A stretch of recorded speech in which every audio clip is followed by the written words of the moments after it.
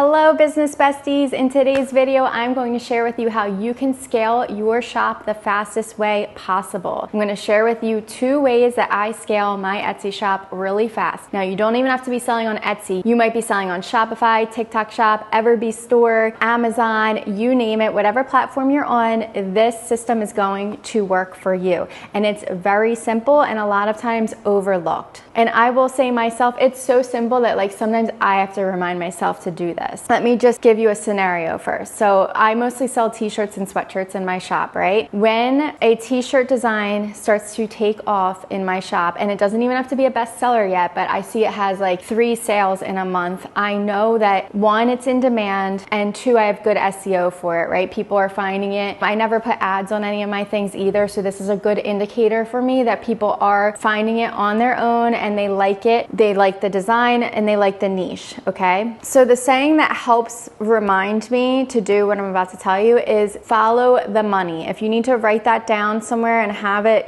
visible, follow the money. You want to always remember that. We're going to be following what is working and already selling in our shops. It sounds so simple, but it's also hard because I don't know about you, but I always have a running list of ideas of new niches, new designs, new aesthetics that I want to try out in my shop, and I'm always catering to that list. And it's very easy to just like let the sales come in and not take a look at what's actually selling. But you will scale your shop so much faster if you just stop every couple days, once a week, to see which items are selling the most, and then you are going to double down on that design and that niche. And now here's how you're going to do it the fastest way possible. We're going to jump into my computer to show you an example. Okay, so the fastest way you are going to scale your designs is by using Playground. Okay, this is the first part of scaling your shop, is the design part, but then stay till the end because there's a second way you're going to scale your shop. But first with the designs, I like to use Playground because I make designs in a matter of seconds with Playground. So if you're not familiar with what Playground is, they offer thousands of templates that you can tweak very quickly in a matter of seconds by using the AI prompt box. You can use the Playground model for free, but they actually have the 4.0, the ChatGPT model now, which is just phenomenal with what the things that it does, just blows my mind.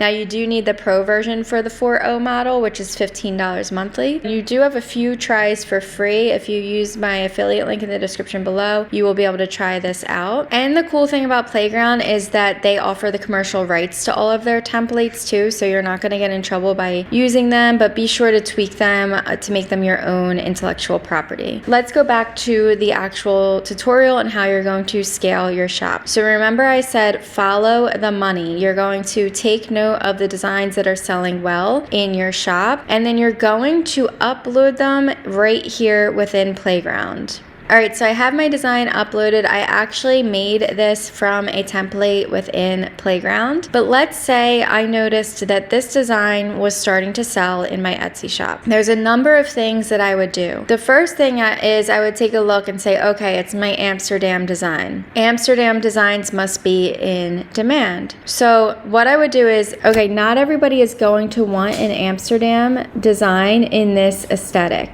right? You can easily pull in your design and turn it into another aesthetic in a matter of seconds by coming down here to change style. And you're able to click on any of these templates here and it'll turn it into the style that these templates are. Let's try this grid style aesthetic here. That turned out pretty cool. I like it. I would probably ask it just to fix the coffee cup down here. That's the only little mistake that I see, but other than that, pretty cool how fast it can turn one design into another aesthetic. So you can do that as many times and as many different aesthetics as you would like. So you could take one design and you're turning it into like 100 different designs if you wanted to. Okay, so again, I know that Amsterdam designs are in demand. So I'm going to come back to Playground. And now maybe I will pick a template here and I'm going to prompt it to change this template to all things Amsterdam. Maybe I should say keep it PG. I was just in Amsterdam, by the way, so that's why I was like inspired to make these designs.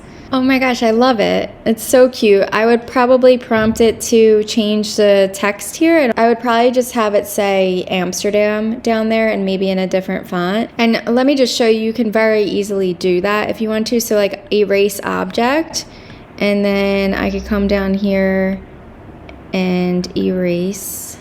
And then I could come down here to add text, and I'm going to type Amsterdam. And then right here, I can switch it to whatever font that I like.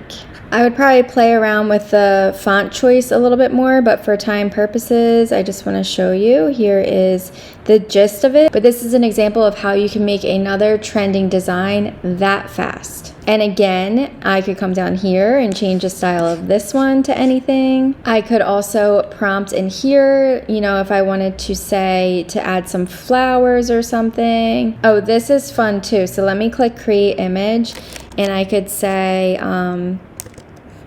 a flower basket.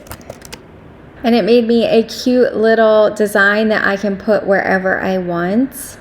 And it's like the same type of aesthetic as in the picture. Maybe I want to put it on the bike. Yeah. And so you can change any of these templates to however you want them to fit your design that is selling. Okay, and here's the next part that you want to take a look at. So you also want to look at your design and say, what other niches can this design be applied to? Because clearly people like this design, they're buying it, so people in other niches are going to like this design style as well. So the first thing I would think of, you know, with Amsterdam is, oh, other locations would probably do well in this design style. And here's where it's fun and so easy with Playground. You would just come to the prompt box and I will say, make a similar design but for Greece. And let's see what it comes up with.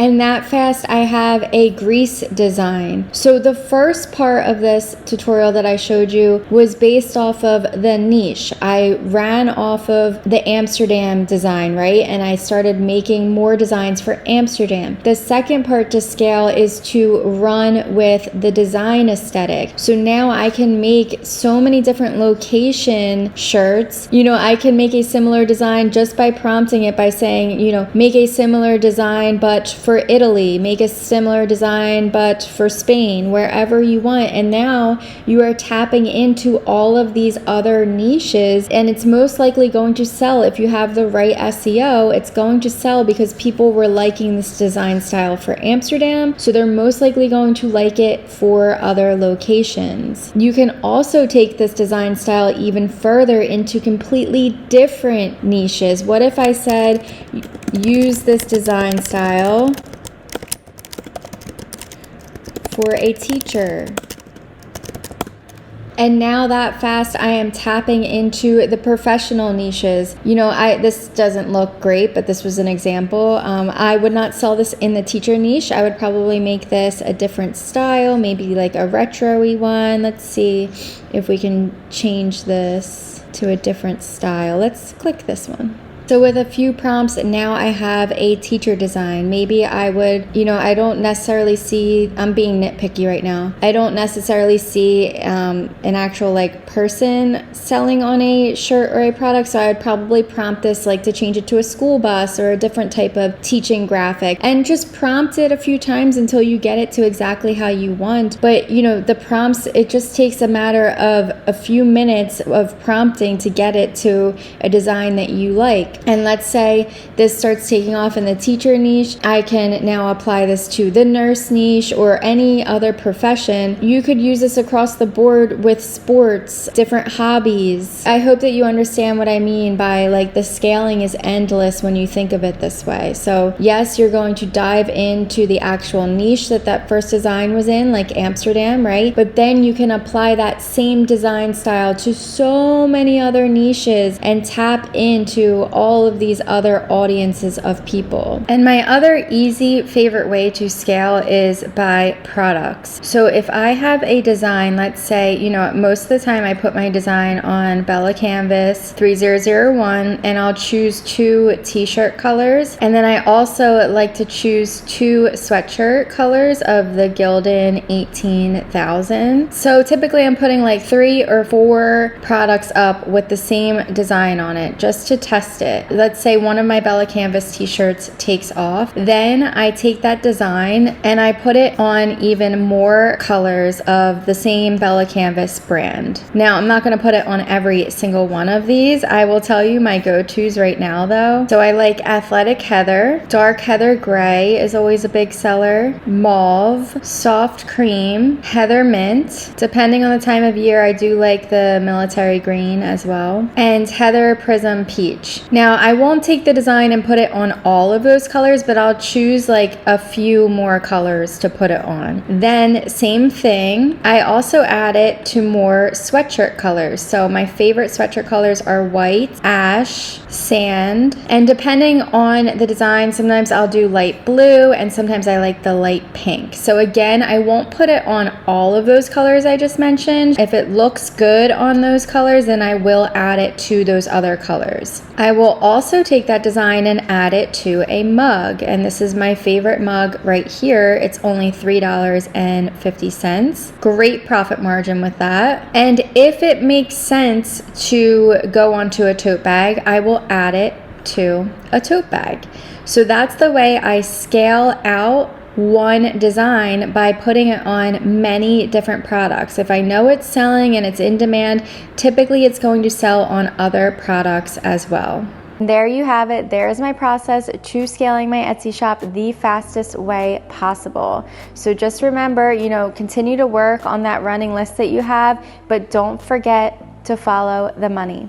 Thanks for being here, guys. Like and subscribe for more content like this, and I'll see you in the next video.